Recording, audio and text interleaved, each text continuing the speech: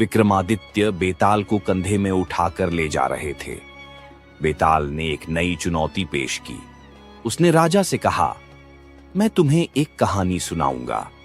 यदि तुम इसका सही उत्तर दे पाए तो मैं तुम्हारी चुनौती स्वीकार करूंगा, लेकिन यदि तुमने उत्तर न दिया तो तुम्हारा सिर टुकड़े टुकड़े हो जाएगा।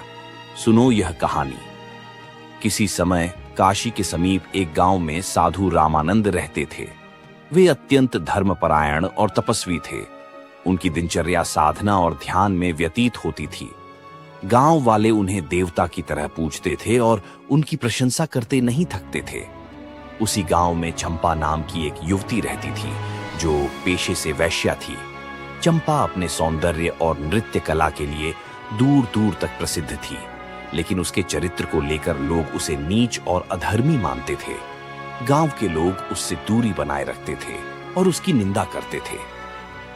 एक दिन रामानंद साधु ने गांव के तालाब पर ध्यान करते समय सोचा, मैं तपस्वी हूं और मेरा धर्म ही मेरी पहचान है, लेकिन क्या यह सब मेरी आत्मा की सच्ची परीक्षा है? उसी रात चंपा ने अपने घर के बाहर बैठे गरीब बच्चों को भोजन देते हुए देखा। उसने महसूस किया कि उसकी यह सेवा उसे आत्मिक शांति देती है। इसी दौरान साधु रामानंद को राजमहल से निमंत्रण आया कि राजा उनके साथ चर्चा करना चाहते हैं। यात्रा के दौरान उन्होंने देखा कि गांव के कई लोग चंपा की निंदा कर रहे थे। रामानंद ने सोचा, चंपा जैसी स्त्रियां ही समाज में विकृति लाती हैं, उसकी उपस्थिति भी अपवित्र है। एक रात भयानक तूफान आया। रामानंद का कुटिया क्षतिग्रस्त हो गई और उन्हें कहीं शरण लेनी पड़ी। चंपा ने साधु को अपने घर आने का निमंत्रण दिया। साधु पहले तो हिचकिचाए, लेकिन मजबूरी में उन्होंने शरण ले ली। चंपा ने साधु की बड़ी सेवा की। उसने उनके लिए भोजन बनाया और उनके आराम का पूरा ख्याल रखा। साधु ने सोचा, यह स्त्री तो बहुत भली प्रतीत होती है, लेकिन क्या यह सब उसकी छल कपट का हिस्सा है? उसी रात चंपा ने साधु से पूछा, महात्मा जी, क्या एक व्यक्ति के कर्म उसके चरित्र को परिभाषित नहीं करते? अगर मैं गरीबों की सेवा करती हूं, क्या मेरा चरित्र नीच हो सकता है? साधु ने कोई उत्तर नहीं दिया, लेकिन उनके मन में यह प्रश्न गूंजने लगा। कुछ समय बाद गांव में महामारी फैल गई। लोग बीमार पड़ने लगे और डर के मारे अपने घरों में बंद हो गए। लेकिन चंपा ने बीमारों की देखभाल शुरू की। उसने अपने गहने बेचकर दवाइयां खरीदी और अनगिनत लोगों की जान बचाई।